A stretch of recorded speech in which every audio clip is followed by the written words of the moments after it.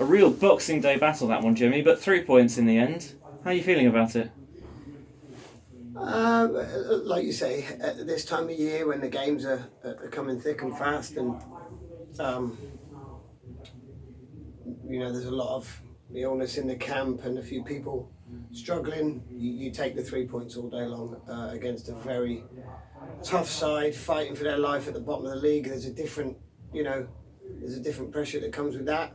All credit to Lymington. They made it very, very hard for us, but a little bit of quality, I think, just came through in the end. That first half, their goals seemed to be living a particularly charmed life, but happy with the way that the lads stuck at the task? Yeah, I'd have been happy if they'd have scored those three in the first 10 minutes, and it'd have been a totally different game. Maybe it would have been an easier afternoon, but yeah, we hit the post, hit the bar, and then their goalies made an unbelievable save all in the first 10 minutes. If they go in, then everything's different. But they didn't, and we stuck to it. We kept going. They scored a good goal. No complaints. We should have probably dealt with the second ball a bit better, but it was a good goal. And that actually woke us up a little bit, if I'm being honest with you. It wasn't the worst thing that happened. It woke us up a little bit, and we're showing a lot of grit. We're showing a lot of fight. I'd rather the performances be a bit more convincing, but the fight and the desire to win and the togetherness is quite apparent. Obviously, a couple of other talking points from the game. Lewis Noyce had to come off at half time. Ethan Taylor, I thought, actually filled in pretty well in goal, but how's Noisy looking? We took him off as precautionary. We don't think it's too serious, but we made a decision to be precautious about what it was, and we'll have to wait and see. And the other one was the late red card to Matty Burrows, which I think just maybe let the occasion get to him a little bit, just flying in perhaps. Listen, he's a young boy, hasn't played a lot of men's football, hasn't played a lot of senior football, and he's come here to develop as a footballer and learn and gain experience.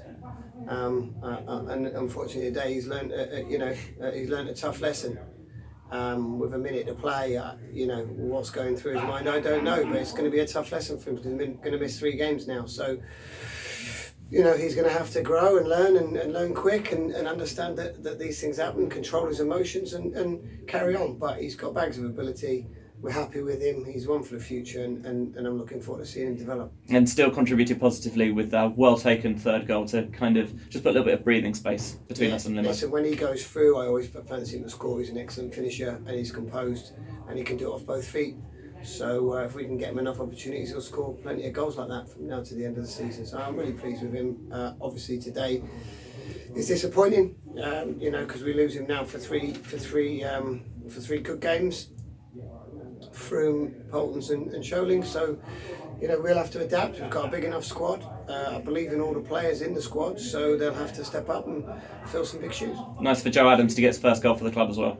Yeah, very tight angle, but he was on the move, and in those occasions when things, get a bit scrappy, you've got to be on the move, and he was, and he latched onto it quite well and scored from a tight angle, so pleased for him.